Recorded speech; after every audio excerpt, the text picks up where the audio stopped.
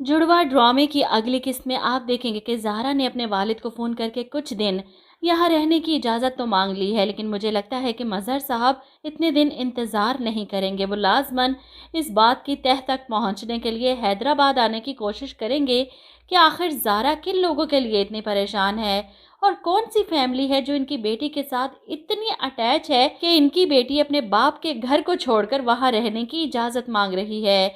वैसे तो वो आदिल से राब्ते में है और आदिल जो खुद अभी इस शौक से नहीं निकल पा रहा, वो अपने मामू को क्या बताए। इधर सारा की नाराज़गी ख़त्म नहीं हो रही शाज़िया से, और वो ज़ारा से बात करती हैं कि सारा को समझाओ मुझे छोड़कर मत जाए, पता नहीं उस घर में उसके साथ क्या सलूक होता रहा है।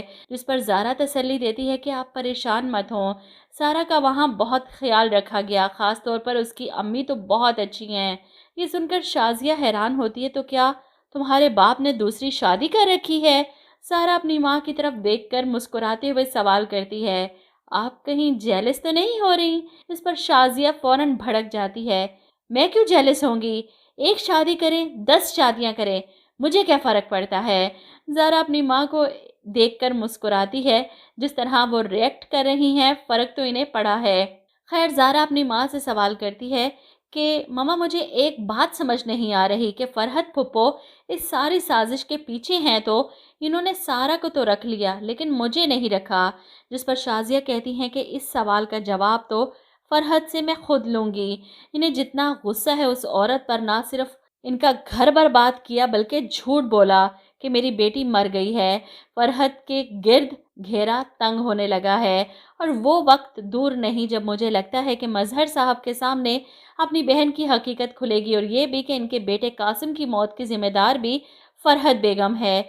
इसी ने जानबूझकर कासिम को कोई ऐसी मेडिसिन दी थी जिसकी वजह से कासिम बच नहीं पाया, लेकिन ये हकीकत लाज़मन सामने आएगी। वहीं दूसरी तरफ आदिल, जो ये सारा और ज़ाहरा के चक्कर में परेशान होकर रह चुका है, वो ज़ाहरा से मोहब्बत करता है, इसलिए चाहता है कि ज़ाहरा ही उसके साथ कराची वापस जाए। वो सारा को समझाने की कोशिश करता है, तुम्हारी माँ तुम्हें इतने अरसे बाद मिली हैं, इनकी तबीयत भी ठीक नहीं, मेरा ख्याल है कि तुम्हें अपनी अम्मी के साथ रहना चाहिए, इन्हें तुम्हारी ज़रूरत है।